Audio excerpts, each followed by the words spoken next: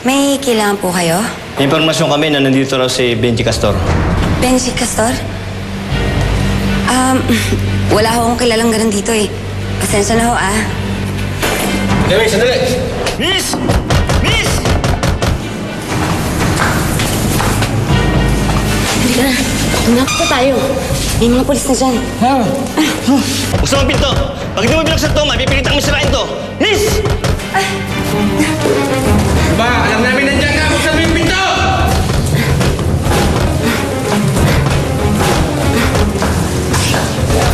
Ano ba? Ang tagal mo ah! Buksan mo na to!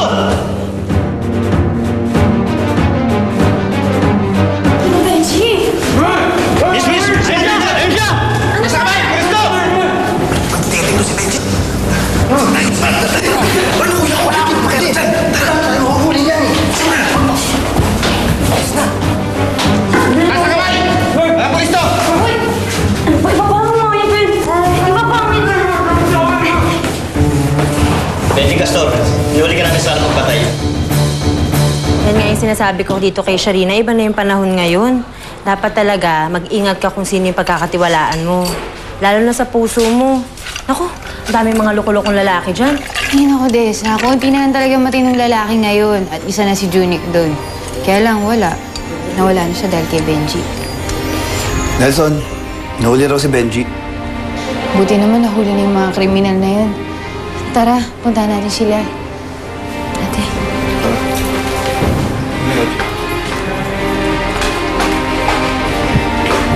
Oh, Sharina, halika na. Huwag mo sabihing affected ka pa rin sa pagkakahuli ng lalaking yun. Mabuti na rin yun para makulong na siya.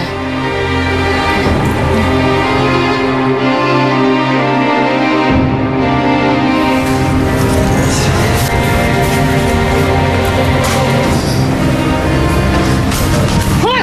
Ka! Ang kapal ng mukha mo. Tatakasan mo pa talaga ang kasalanan mo? Halika, sana mapatawad mo ko. Patawad? Bakit? Mababalik ba ng sorry mo ang asawa ko? Hindi, di ba?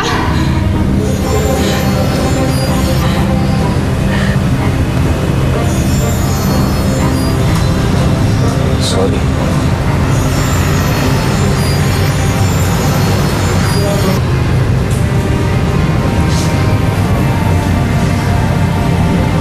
Ito ang tandaan mo, Benji. Kahit kailan hindi ka namin mapapatawad sa ginawa mo sa asawa ng kapatid ko. At kahit magilang sorry ka pa dyan, hindi mo na mababalik ang buhay niya. At pwede ba? Tigilan mo na yung pagbabait-baitan mo. Dahil hindi na kayo maniniwala sa'yo. Dahil sinungaling ka! Sharina, hindi ako nagsisinungaling sa'yo. Hindi. Lalo na dun sa nararamdaman ko sa'yo.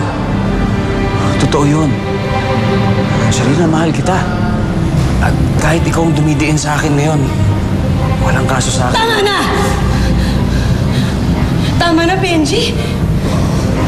Ano ba? Tigil mo na si Sharina.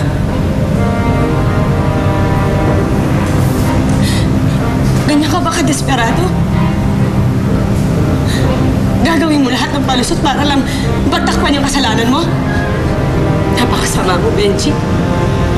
Dapat sa'yo, mabulok sa binagkuan.